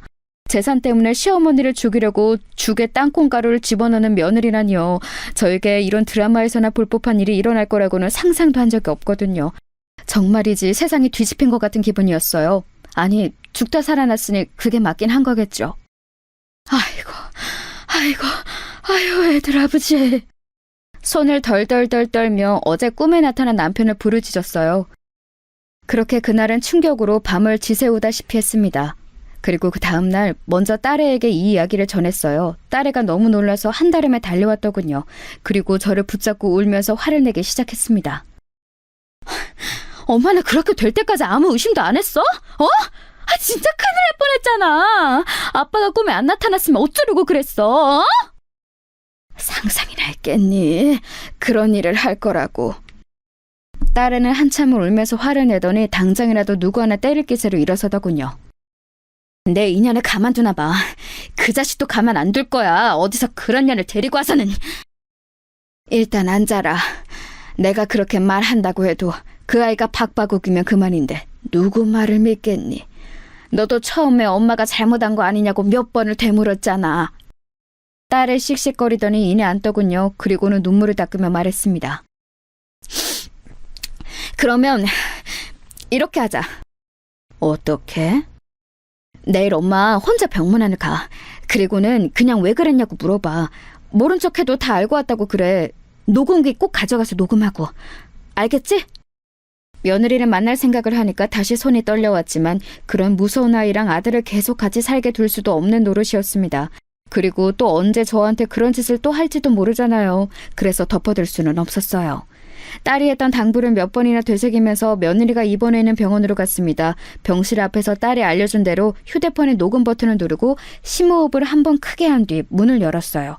며느리가 딴 곳을 보고 있다가 저를 보고는 화들짝 놀라더군요. 제가 올 줄은 몰랐던 것 같습니다. 그리고는 제 눈치를 보기 시작했어요.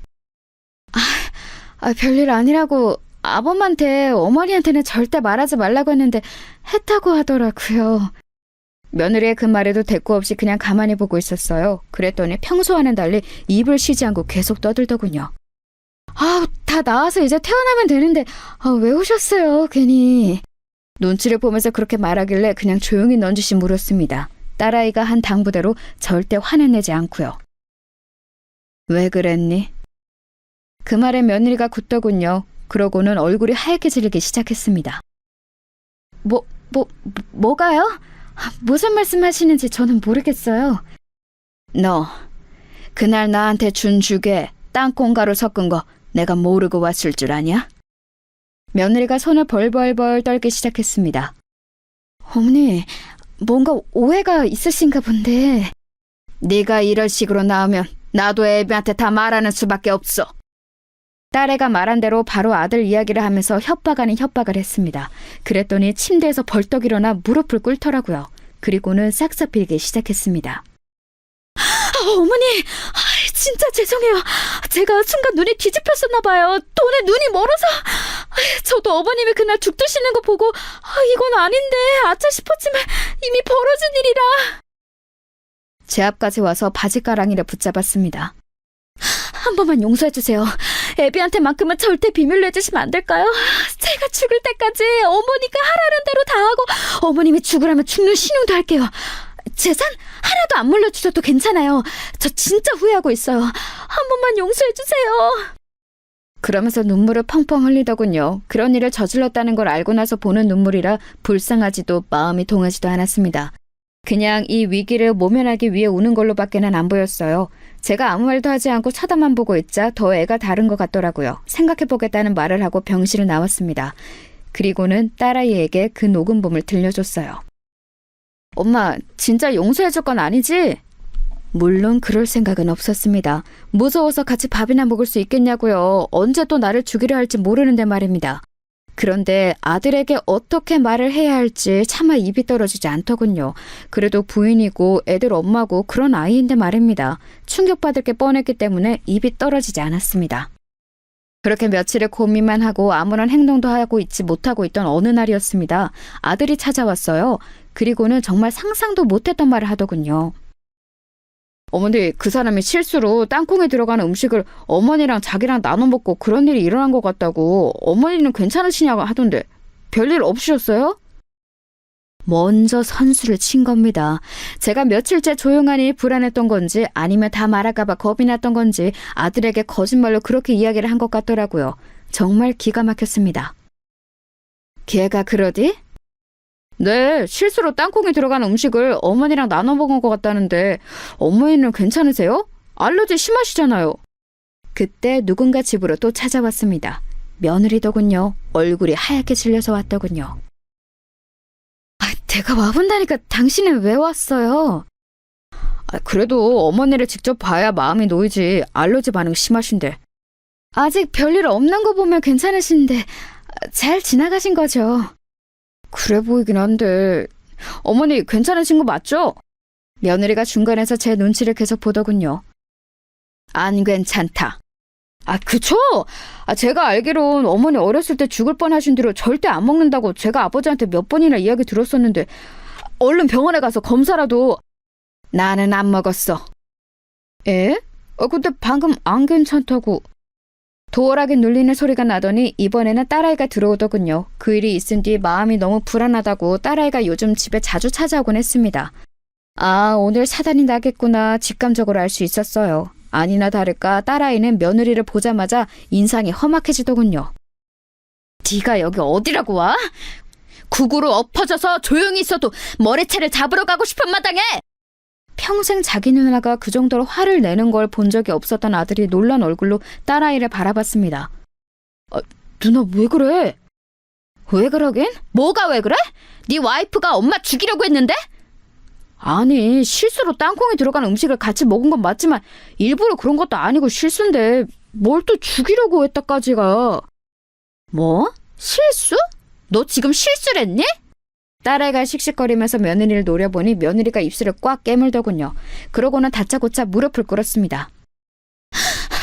제가 정말 죽을 죄를 지었어요. 다시는 이런 일 없게 하겠습니다. 정말 실수했어요.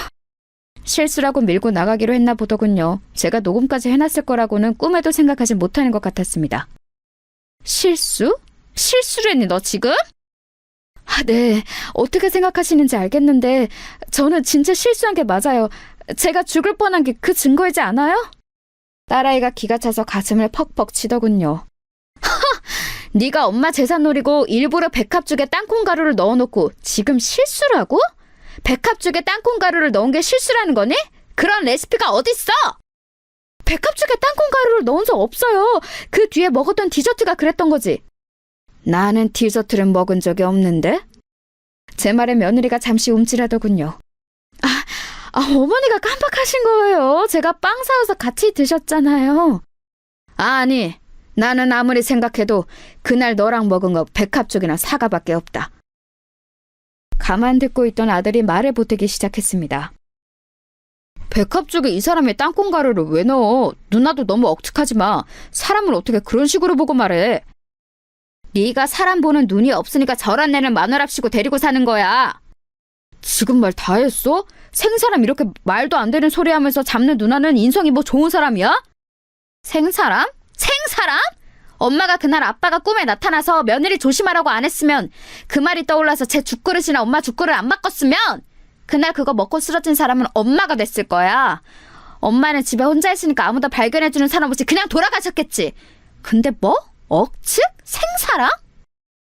그거 다 그냥 추측이잖아. 그리고 이 사람도 크게 아팠으니까 기억이 뭔가 잘못됐을 수도 있는 거고. 정말 너무들 하시네요. 며느리가 울기 시작하더군요. 그 모습을 보니 더 이상은 참아줄 수가 없었습니다.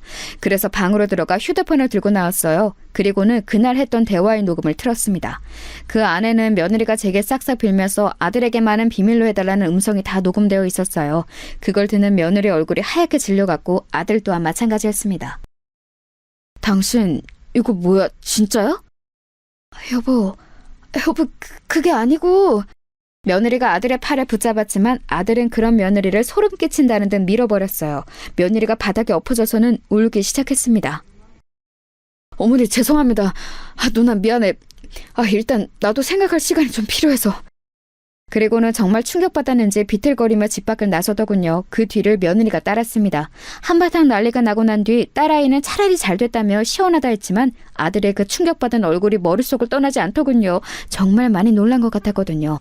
그 다음 날도 며느리는 집 앞을 찾아와서 울며 불며 빌었습니다. 한 번만 용서해달라고 말이죠. 딸아이가 그 모습을 보고 아들에게 전화를 한 뒤 며느리는 한동안 나타나지 않았어요. 그리고 얼마 뒤 아들을 통해 소식을 들을 수 있었습니다. 이혼하기로 했어요. 양육권은 제가 전부 갖고 그냥 원룸 보증금 정도만 주기로 하고요. 마음 같아서는 경찰에 바로 신고를 하고 싶고 그래야 하는 게 맞는 거지만 애들 엄마잖아요. 애들 생각해서라도 한 번만 용서해 주세요. 정말 죄송합니다, 어머니. 딸아이는 그럴 수 없다고 난리를 쳤지만 손주들이 엄마가 살인미수범이라는 사실을 알게 되고 또 그게 세상 밖으로 퍼지게 되었을 때 받을 충격이 걱정되는 건 저도 마찬가지였습니다. 그래서 아들의 뜻에 따르기로 했어요. 그 이후로 몇 년 동안 며느리를 볼 수 없었습니다. 소식도 들리지 않았어요. 뭐 죽은 듯이 사느라 그런 거겠지 했습니다. 하지만 알고 봤더니 이름도 바꾸고 성형수술로 얼굴도 다 바꿔서 다른 남자와 결혼했다더군요. 그것도 처녀라고 속이고 말이죠. 그러나 곧 그 집에서도 돈돈거리다가 쫓겨났다고 들었습니다. 그 아이는 언젠가 사고를 한번 크게 칠 것 같은 느낌이 아직도 듭니다. 그래서 가끔 그때 제대로 처벌을 받게 했었어야 했나 싶은 생각도 들었어요. 어디선가 저 같은 피해자가 또 생길지도 모르고 그때는 미수가 아니라 진짜로 실행될 수도 있는 일이었으니까요. 다시 한번 며느리의 소식을 들은 건 아들의 재혼식장에서였어요. 아니, 소식을 들었다기보다 제 눈으로 봤죠. 그 아이를 말입니다. 식장에 찾아왔더군요. 얼굴이 바뀌어 있었지만 저는 한눈에 알아볼 수 있었습니다. 그 사람이 가진 분위기라는 건 쉽게 바뀌지 않더라고요. 저와 눈이 마주치자 잠시 놀라는 것 같더니 다가오더군요. 놀라 도망갈 줄 알았는데 의외였습니다. 잘 지내셨어요? 못 지낼 건 또 뭐니? 그래 보이시네요. 새 며느리 봐서 좋으시겠어요. 그래, 너와 달리 참하고 좋은 아이라서 좋다. 애들이 새엄마 밑에서 자라는 게 좋은 건 아닌데요. 너 같은 엄마 밑에서 자라는 것보단 낫지 않겠니? 제가 저조차고 그런 거였겠어요? 그게 다 당신 아들이랑 손주 더 좋은 환경에서 살게 하려고 그런 거잖아. 그때 곱게 죽었으면 내가 이렇게 될 일도 없었잖아. 아니, 그 전에 재산을 제대로 줬으면 이런 일이 없었을 거 아니야! 말도 안 되는 소리로 아글아글 쓰더라고요. 기가 빠져서 멍하게 쳐다보고 있는데 그 모습을 보고 아들이 다가와 며느리를 끌고 나갔습니다. 나중에 듣기로는 한 번만 더 나타나면 그날 그 녹음본을 가지고 바로 경찰서로 간다고 했다더군요. 그 이후로는 며느리의 소식은 더 이상 들을 수 없었습니다. 본인도 겁이 난다면 더 이상 저희 앞에는 나타나지 않겠죠. 속 시원하게 마무리된 것 같지는 않지만 손주들을 생각해서 어쩔 수 없는 선택이긴 했어요. 물론 가끔 후회는 하지만 말입니다. 아직도 그때 한 선택이 잘한 건가 하는 고민은 되지만 말이에요. 긴 이야기 들어주셔서 감사합니다. 아, 지금 며느리는 저에게도 아들에게도 또 손주들에게도 더없이 잘해요. 하지만 그래도 재산은 미리 물려주지 않으려고요. 저도 얻은 교훈이 너무 많거든요.